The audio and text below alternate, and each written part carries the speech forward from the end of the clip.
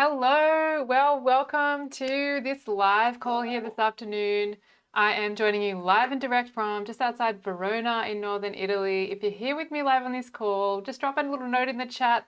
Let me know where you're joining from as well. I'd love to hear about you and where you are in the world. I am super excited to jump on here live today. I'm kind of setting up a new, testing out a new setup here. So I'm kind of checking a couple of different things as I'm going. I am trying to be 100% present with you right now, but I'm just trying to make sure that all of this tech is working here. So I'm just checking away and seeing how we're going here. I think there's a little bit of a delay between the live and me. So if I don't answer you directly straight away, just give me a little second to catch up with the chat that's coming through as well. I am super excited today to be here talking a little bit about designing quilts and of course unleashing your amazing creative potential. And I know that one of the first stumbling blocks for a lot of people is around confidence and coming up with an idea for a quilt in the first place. So today we're talking really about quilt pattern design and quilt design itself. And really what I want to be chatting about is outlining a little bit of a system today that you can use to overcome that fear of a blank page when you're starting out designing something, or that overwhelm when you have too many ideas and you're kind of stuck on a bit of an indecision point and you don't know what to really run with. So just as a bit of an introduction here, in case you don't know me, my name's Ali Bride. I'm a designer, I'm an entrepreneur and an online educator. I am super passionate about quilting and design, and I know that some of you are as well. And maybe you'd even like to take your passion for quilting a little bit further and you're interested in maybe even designing your very own quilt or quilt pattern. Here's Anne. Hi Anne, great to see you on the call. Thanks for joining. Anne is one of my super awesome Quilt Design Code alumni. She's joining from Florida. I hope it's nice and hot there, Anne. It is certainly nice and hot where I am in this part of the world today. Like I mentioned, drop in the chat, let me know where you're joining from. I would love to hear about you and where you are in the world joining us with this quilting passion. It is a global community. You know this. There are quilters, quilting nerds just like us all over the planet. So let me know where you're joining in from. So getting back to what we're here to talk about today is really about, designing your own quilt. So a lot of people want to do that, and I want to talk a little bit as well about how designing your own quilt can really unlock so much for you. Designing your own quilts can be that path to a new side hustle potentially. It could be kind of a redirection in retirement, a discovery or a rediscovering of your purpose in a creative field. There is just so much potential in the quilt pattern design world and designing your own quilts. And designing your own quilt patterns is really an incredible entry point into the world of creative business. And it's this super logical next step for a lot of us as well. For anyone who wants to have that little bit of extra income on the side for their quilting hobby, or even as the next challenge for someone who might be a more experienced quilter, you might be looking for that next level of challenge in your quilting career, so to speak. So designing quilt patterns is something that really scratches that itch, I feel. And especially for a lot of us who are, I know Anne, who's on the call here with me as well, and plenty of you as well watching and joining are engineering, science, technology, maths type people. And this designing quilt patterns really is something that takes your quilting hobby from something that maybe you're just doing for your own kind of creative outlet, creative pleasure, and it connects in with all of those other passions and those other parts of our intellect that we love to get nerdy with as well. So I want to hear from you as well. Drop me a note here in the chat. Have you ever designed your own quilts? What was that experience like? There is a little bit of a delay here, so I'm not necessarily going to be able to see your comments in real time, but I will see them a little later on, and I hope to answer them as well. Anne says it's super hot where she is. Yeah, it's super hot where I am. I normally have a fan on, but I didn't want the noise to interfere with the microphone. So right now I'm going to let you know that I'm getting a little bit sweaty just for you, okay, in a good way. So let me know, have you ever designed your own quilt? What was that experience like? I had an email today from somebody who was letting me know that she normally followed quilt patterns, but this last quilt that she made, she used part of a quilt pattern for the central motif of the pattern, but then she got really creative about the borders and came up with her own design for those around that central quilt pattern thing. So it's kind of like a hybrid pattern and own design, which is super, super exciting. I think all of us really like to tap into that kind of freedom that designing your own quilts unlocks as well. So let me know in the comments about that. I hear, like I mentioned, I had an email today. I hear from a lot of people who are super excited about designing quilt patterns. And often they're kind of in two categories. This is how I kind of see it. I hear from a lot of people, they either have a lot of ideas and they're like, wow, I'm just overwhelmed. I have so many ideas. I don't know which idea to choose. Should I do this one? Should I do that one? So you're kind of in this stuck point. And then the other group of people who I hear from as well are people who are like struggling to come up with a new idea for a quilt pattern. Maybe they're, in a bit of a creative rut, or they're a bit stuck creatively, and they're looking to come up with new ideas. They need that kind of spark. They need something to kickstart that creativity again, or restart it, if you like. So I don't know if you recognize yourself in either of these categories. Again, leave me a little note in the comments if you recognize yourself as one of these. I think it's really fascinating to hear about the different creative paths that people join this quilt pattern design journey from. So let me know. And really, I guess what ties these two different types of people together, those who are really kind of overwhelmed by the choice of the number of ideas and designs that they have, and those who are kind of a little bit stuck for new ideas, the thing that really is common for both of these people, I think, is confidence, or lack of confidence, probably better describes it. So how does that play out? Well, if you're brimming over with ideas, maybe you have a bit of indecision around which idea should I follow? Which one should I pick up? Which one should I really move with? And that sometimes can really come from that lack of confidence. Is my idea any good? Has this idea already been done before? Who am I to be doing this quilt pattern design stuff? No one's going to like my idea. People are going to laugh at me. All of these kinds of things run through our head. So that kind of underlying self-talk that we sometimes go through, that lack of confidence in, oh, I've got all these ideas, but I'm not taking the jump because I just don't know. I don't know. So I'm just going to freeze here. For me, that comes down to that confidence too. And then, like I said, there's this other scenario, right, where you might be struggling to come up with ideas. You might just be a little bit frozen about getting started in the first place. What should I design? Where should I get ideas? Are these ideas going to be the right ideas? It needs to be perfect the first time out. What if these ideas are the wrong ones? Am I wasting my time? All these kinds of things that go through our mind, right? So again, this comes down to that confidence again, that lack of confidence really. So how can we build up this confidence that we have when we're talking about design, quilt design and design ideas and consistently generating unique design ideas? How can we move into confidence with this? And I'm just going to drop in a little unsexy idea alert here because I'm about to drop a bit of an unsexy idea. I don't know, this is maybe a little bit of a nerdy term. I think I came up with this, I'm not sure. Let me know if you've ever heard of this before, but I thought about it the other day and I'm like, yeah, this is a pretty unsexy idea, but it's something that really works. Oh, hey, Lauren, thanks for joining. Great to see you. Yes, love designing quilt patterns. Not necessarily strong in math, but yeah, pattern and texture, they're so exciting. I'm a little bit intimidated by the math thing. Lauren, you are not alone. It is wonderful to see you here. It's been a while since I've seen you. You've joined me before on some calls, so it's great to see you here again. Thanks for joining.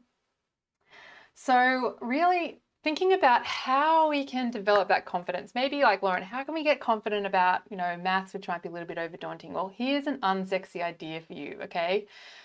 Building your confidence as a designer really comes down to having a system in place. Now, I know that we all think that design and creativity should be this kind of spontaneous, fly from the sky like lightning kind of a moment, right? Where this is kind of this romantic idea we have about the creative genius alone in their garret with a blank piece of paper and all of a sudden, lightning bolt moment, they have this genius idea. Well, the reality really is that good design ideas or great design ideas come from developing what starts out as an okay design idea, right? And developing here is really the key. It's about going beyond that initial spark, really. It's about putting in the, dare I say it, work that it takes to go from an okay design to an awesome design idea. So really, there is this need for a system in this. And it's not just because I'm an engineer and I like to kind of create systems and that's kind of like the way that I think about a lot of things. But this idea of a system is about having a set of steps that's going to allow you to consistently develop those unique design ideas. And having that system in place is really key in growing that confidence that you have as a designer as well. Because not only are you going to be able to consistently come up with those unique design ideas and generate new ones, if you already have a lot of ideas and you're confused about which ones to go with, this system is also going to bring some structure to the way that you work. And even though that sounds counterintuitive, having structure can actually be really freeing, especially when we're talking about design and designing quilt patterns and things like that. So I'd love to know, here on the call or you're watching the replay, drop a comment here on this video. Let me know, what have you relied on in the past for coming up with design ideas? Have you relied on a system where you kind of have a bit of a system in place, how you're coming up with design ideas, how you're sourcing inspiration, how you're working through those design ideas? Or are you more like a spontaneous light bulb strike kind of a person? Like you're waiting for that moment where, yes, I've got a great idea. Okay, I'm going to work with that right now. Drop everything and go with it. Are you kind of a systems or are you more a spontaneous type of person? I'd love to know. So drop me a comment in the chat here as well. Whether you're live or you're watching this on the replay, I'd love to hear from you. So what are some of the benefits really of having this design system? Well, I touched on one before, and it's really about giving you that confidence. You have a set of steps, you have a process that's in place. And like I mentioned, having this system for generating unique design ideas, it means that you don't have to wait for creativity to strike. You're not sitting around twiddling your thumbs going, oh, I'm not creative today. Oh, I'm not feeling like I've got any design mojo or anything else like that. How can you bring this consistency into your design practice, which thereby brings consistency into the way that you're eventually going to be growing maybe your quilt pattern design business, right? How do you start out having that consistency in the way that you come up with unique design ideas? Well, bringing this structure into your design approach, this frees you from that overwhelm of so many design ideas, gives you a way to develop them, and it gives you ultimately a way to choose one of those best design ideas as well. So my system looks a little bit like this. It's 3 steps really. And if you have joined me on my email list before, or you've downloaded my guide, 7 Steps to Grow a Creative, a Quilt Pattern Design Business, these are the steps that are in that guide. The first couple of steps in that guide, this is what I'm covering here right now. So if you haven't got hold of that guide, I will leave a link below this video, attached to this video, so that you're able to grab hold of that if you'd like to. But right now what I'm going to run through is my system here of how I go about consistently generating unique design ideas for quilt patterns. So number 1 really is looking at sourcing unique inspiration. So looking out in the world, seeking a unique source of inspiration. And so often, you know, we're on our phones, we're scrolling through Instagram, we're looking at the stuff that everybody else is looking at. Well, my number 1 tip for you is, and the number 1 step is really just to like stop scrolling. Start looking at sources of inspiration that nobody else are looking at, or, you know, people who aren't quilters are looking at maybe, but, you know, not necessarily quilters are. Go out there and find some inspiration that is different to what other people might be looking at. Inspiration really is everywhere. Like, you can come up with inspiration from anything. Something on your desk in front of you right now. A walk out into the garden, a walk around the block. It doesn't have to be fancy. It doesn't have to be complicated. Really, it's just about looking around with some fresh eyes and getting some new ideas from really what's right in front of you. Seeing the world with a different kind of a perspective ultimately. And so that's kind of the first step. The second step really is to iterate that design idea. So this is where I'm starting to talk about developing the design idea. So often we have that initial spark of creativity, or, you know, we have that initial idea and we go, yes, this is the best idea, I'm going to go with this one. But you know, hey, what? I'm just going to stop here for a minute and think. I've got one design idea. How do I know that this is the best design idea? Because I have nothing to compare it to. I don't know if this is the best idea yet. What if I could make that idea even better? What if I could take that step further? And that's where step 2 really comes in, and that's iterating your design idea. So taking that idea, that initial spark, further and further away from that original source of inspiration, and developing that idea and developing it further and further as you go. And it doesn't have to be super involved. You know, I do outline a process that I use. I'm just sketching small thumbnails and I'm making small changes on a very small scale sketch. And I'm very rapidly able to create, you know, dozens of different design ideas very, very quickly. And all of a sudden, hey presto, I've got choice. I can choose between the different designs that I've got there in front of me. And this is something that really allows you to take a look at that first design idea that you had. And hey, it might turn out that it's the best design idea you had, but chances are that working on it and developing it a little bit more, you have made that design idea even deeper and even more richer in the way that you have looked at it and analyzed it, and you've taken it further and beyond that initial spark. So then the third step really is to evaluate your design. You want to look at it and you say, okay, I'm going to take a few moments here. I'm going to review what I've done and I'm going to make a decision, an informed decision about this design here in front of me. So, you know, so often we're in such a scramble, you know, to check things off our list, and we don't ever go back and look over our ideas and we don't review them. We just kind of take the first one that comes and run with it. I'm here to say, breathe. Take a breath, just take a moment and evaluate your design ideas before you choose one. So this is helpful for both people in terms of, you know, those who have a lot of design ideas and they're kind of like, which one should I choose? Taking that step back, taking a little moment to just evaluate your design idea. So one way that you can do that is you can use the 6 elements of design to help you with this. And again, I outline these 6 elements in the 7 steps to grow your quilt pattern design business guide as well, this free guide that I'm going to link with this video too. So you can use those 6 elements of design to kind of evaluate your design and say, okay, yeah, this is the one that I really love. This is the one I'm going to go forward with.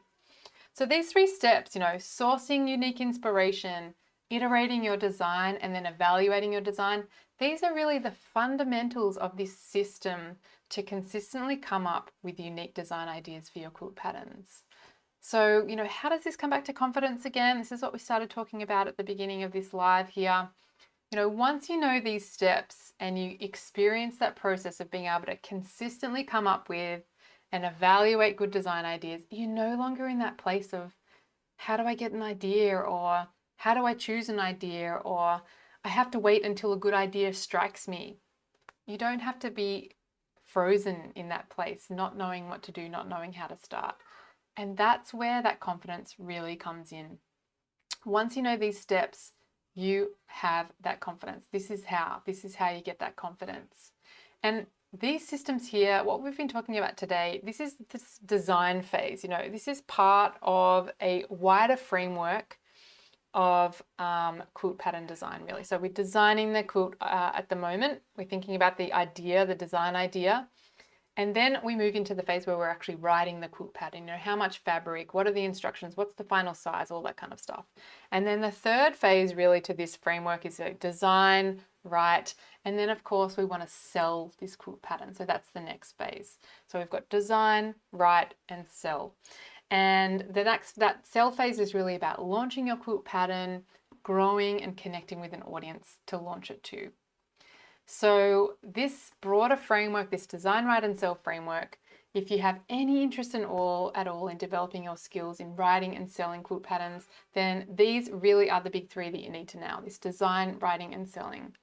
So today we really talked a little bit about the design phase, where you're building this system whereby you can consistently come up with these unique design ideas. And then that next step is really the writing phase of write, where you're creating a concise, really professional pattern that sets your customer up for success, gets them coming back for more again and again. And then really the third phase to that is then to sell that quilt pattern. It's great to come up with a great design and to write a quilt pattern, but if it stays sitting on your hard drive or in the cloud somewhere and you don't get it out there, it's not going to bring you in a little bit of money on the side. It's not going to maybe be that spark, that catalyst to start to grow your creative business if that's what you're looking for, and starting to set up some sources of passive income. So those are kind of the three phases there that I'm talking about: this design, write, and sell. And today we've really been focusing on that design aspect. All right, so if you've already got a copy of my free guide, The 7 Steps to Grow a Quilt Pattern Design Business, then you know that I go deep on each of these three phases in that guide. If you haven't grabbed your copy yet, like I mentioned, you can grab a copy below this video. I will be linking that out. So you can get your copy there through the link. If you are already on my email list, you would have already had that guide as well. So I hope you're enjoying this kind of live talk through about some of those aspects as well. And like I mentioned, the first steps in that guide, they really focus on how to start consistently coming up with design ideas. So you don't have to bite off and chew the whole big chunk in one go. We can just start with those first steps about thinking about design ideas. How can I consistently come up with design ideas for a quilt pattern? Is this just something that I can kind of sustain and continue to create those ideas? That's really what it's about at the beginning, and growing your confidence, obviously, as a quilt designer as well. So I wanted to say thank you so much for joining me here today in this live. If you're watching the replay, thank you for joining me as well. I have a couple of comments here that I'm just going to get to in a second. I'm going to go live again next Wednesday as well. So I'd love to invite you to join me again. I'm going to be on live here on Facebook and also over on my YouTube channel. And I look forward to seeing you here. If you're live with me right now, I would love to hear from you. There is a little bit of a delay, so I will ask this question now, and then I'm going to talk for a little bit before the answers come in, I think. So let me know in the chat, what is your biggest takeaway from today? And this is for you in the replay as well. What's the biggest takeaway for you today? Leave it in the chat. And of course, if you have any questions, I would love to answer those for you as well. Obviously, if you're watching the replay, you're not going to be able to get your answers live.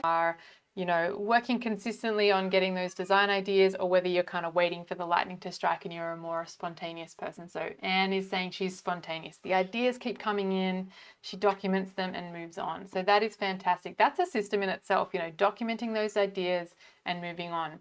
One little extra that I would add to that kind of workflow of, yes, you've got great ideas, you're documenting them, is to also schedule time to come back and review those as well. Like I mentioned earlier in this live call as well, review that part of the process.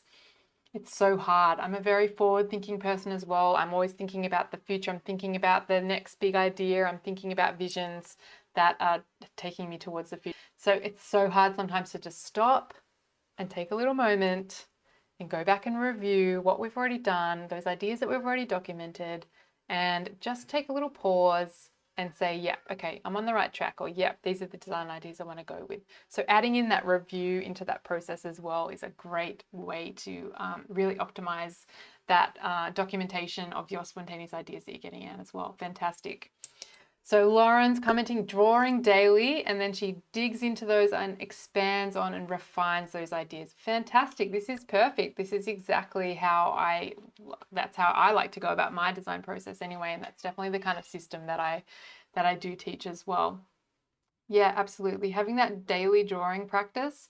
Right now I am, it's summer holidays. I don't know if the sound's coming through, but I do have some very happy campers in the next room who are enjoying this afternoon at home. So I hope that hasn't been too disturbing. Yeah, daily drawing sometimes is a challenge in these types of periods of the year where you don't necessarily have those moments to yourself, but absolutely 5 minutes a day, I really have no excuse, do I? Plus get the littles involved, I always say too.